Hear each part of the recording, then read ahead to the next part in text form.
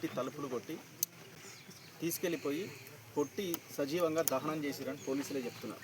So ఈ total ఎపిసోడ్లో ఈ మధ్యలో 8వ తారీఖున అబ్బాయి బయటికి వెళ్ళి పెళ్లి చేసుకుంటే దాదాపు 3-4 రోజుల తర్వాత అమ్మాయి తండ్రితో పాటుగా ఇంకొక 3-4 వ్యక్తులు ఎవరైతే ఈ అబ్బాయి పెళ్లి చేసుకున్న అబ్బాయి చంద్రశేఖర్ వాళ్ళ అన్న ఇంటికి వచ్చి అమ్మాయి తండ్రి తలుపులు కొట్టి 12వ తారీఖున బయటికి తీసుకెళ్ళి ఈ ఘాతుకానికి పాల్పడడం జరిగింది. మొన్న ఈ మొత్తం విషయం బయటకు వచ్చింది. అంటే ఎవరో మహబూబ్ నగర్ నవాబ్పేట దగ్గర ఒక గ్రామంలో వీళ్ళు చంపేసి అక్కడ పడేస్తే అక్కడి నుంచి వెళ్తున్న ఒక వ్యక్తి పోలీసులకు కంప్లైంట్ చేస్తే ఈ విషయం బయటకు వచ్చింది. అంతవరదాకా కనీస సమాచారం కూడా పోలీసులు పసిగట్టలేకపోయారు. 12వ తేదీ రాత్రే ఎవరైతే రాజశేఖర్ వాళ్ళ భార్య పోలీస్ స్టేషన్కి వెళ్ళి కంప్లైంట్ చేసింది. కానీ మరి కంప్లైంట్ కాపీలో 13వ తారీఖున రాసిరు. మరి పోలీసుల సమాధానం చెప్పాలి. ఆమె కంప్లైంట్ నేను రాత్రి ఇచ్చినామంటుంది, కానీ వీళ్ళు 13వ తారీఖు డేట్ వేసారు.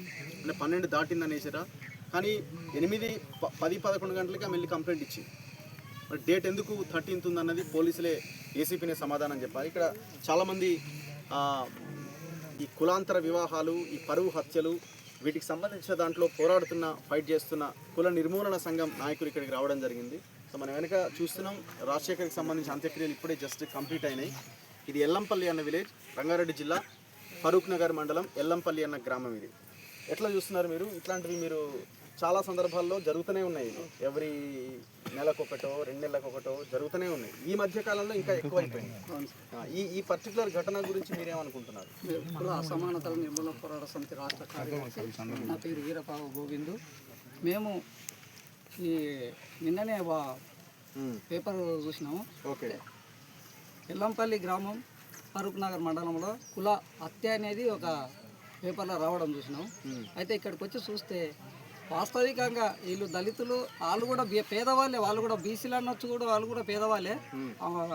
కాబట్టి ఖచ్చితంగా ఆ అబ్బాయి ప్రేమించి పెళ్లి చేసుకుంటే అమ్మాయి సొంతంగా చెప్తుంది. ఒక కూర్చోబెట్టి మాట్లాడితే అయిపోయేది.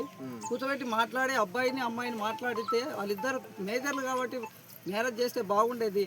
కానీ ఇక్కడ కుల పిచ్చితోనే అతన్ని హత్య చేసి, అదే అబ్బాయి ప్రేమించి పెళ్లి చేసుకుంటే వాళ్ళ అన్నని తీసుకెళ్ళి చంపడం అనేది చాలా దుర్మార్గమైనది. మేము కుల అసమానత నిర్మూలన పోరాట సమితిగా ఖండిస్తున్నాం.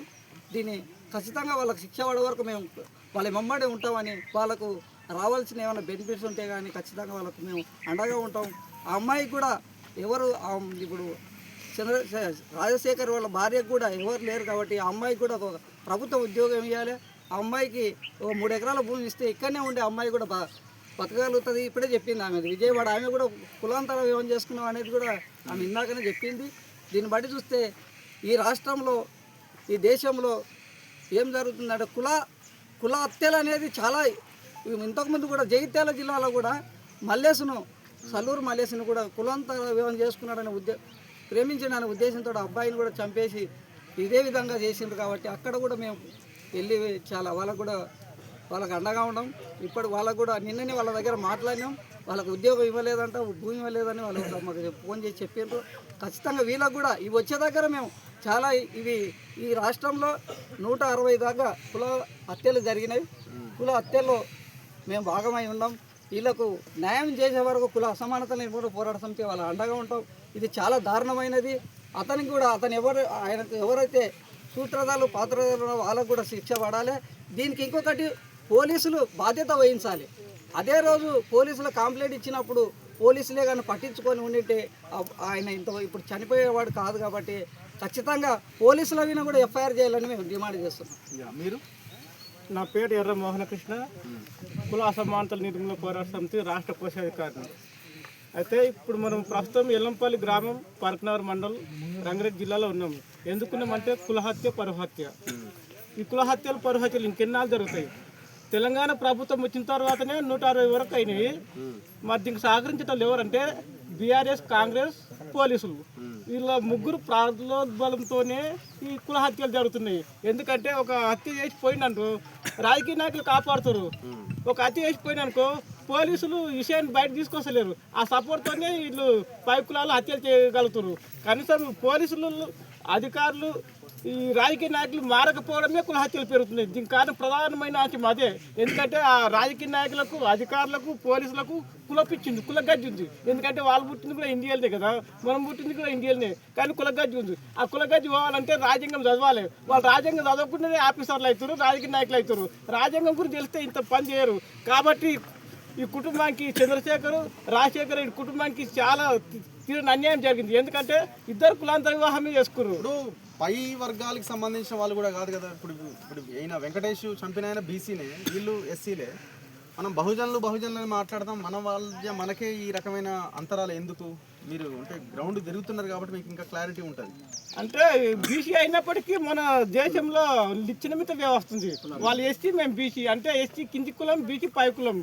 ఆ ఆస్తులలో ఏమి ఎంత పెద్ద డిఫరెంట్ ఉంటుంది, కానీ కులం అనేది డిఫరెంట్ ఉంటుంది. ఆ కులం అతను మాత్రం మనకు కట్టబెట్టింది కాబట్టి అది కొనసాగుతుంది, హత్యలు కొనసాగుతుంది. దీన్ని కూడా ఈ ప్రభుత్వాలు, అధికారులు, పోలీసులు సపోర్ట్ మద్దతు చెప్తున్నారు. వాళ్ళకి నాకు ఖచ్చితంగా పట్టించుకొని ఇంతవరకు జరిగిన హత్యలకు ఖచ్చితంగా ఖండించి వాళ్ళకి శిక్షలు వేస్తే ఇట్లా జరిగేది కాదు. వాళ్ళు శిక్ష లేకపోవడం, నేరాలు రుజువు చేయకపోవడమే హత్యలు పెరుగుతున్నాయి. మీరు మాట్లాడతారా? చెప్పండి, మీ పేరేంటి? నా పేరు ఎస్ లక్ష్మయ్య. మీరు ఇదే సంఘమా? కుల అసమానత నిర్మూలన పోరాట సమితిలో మేము ఈ ఆర్గనైజేషన్లో సో మీరు ఇంత తిరుగుతున్నారు కదా, ఏం చేంజ్ వచ్చింది సమాజంలో?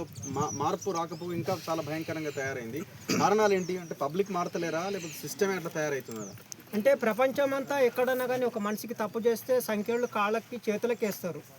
భారతదేశంలో మాత్రము వాడు ఎంత చదువుకున్నా, ఎంత టెక్నాలజీ పెరిగినా టెక్నాలజీని అంతా వాడుకొని ఈరోజు మొత్తం వాళ్ళ మెదడులో ఏముండదు కుల గజ్జి. ఈ కుల గజ్జి అంటే చిన్న చూపు చూసేది. ఎస్సీలు అంటే చిన్న చూపు. వాళ్ళ మనుషులు అంటే ఈ దేశంలో ఉండేది వాళ్ళు మనుషులు కాదా, వాళ్ళ ప్రాణాలు కావా? ఎస్సీలు అంటే ఇంత చులకనా? అదే ఒక అగ్రకులానికి అయితే అప్పటికప్పుడునే దిశ ఎన్కౌంటర్కి వాళ్ళని నిర్దాక్షిణ్యంగా చంపేశారు. ఒక ముస్లిం, ఇద్దరు దళితులు. నేను వాళ్ళ ఇంటికి పోయిన తల్లడిల్లిపోతున్నారు. వాళ్ళు ముసలి వాళ్ళు. ఈరోజు కూడా ఇప్పుడు ఎవరు పెట్టాలి ఇక్కడ బాధిత కుటుంబానికి? ఆయన ఏజ్ పర్సన్, దగ్గర ఒక 70 సంవత్సరాలు ఉన్నాడు. ఆయనకి ఈరోజు ఒక కాయ కష్టం చేసి తన మెడికల్లో ఉండి ఇంత తనకి తండ్రిని చూసుకోవాల్సింది ఉండే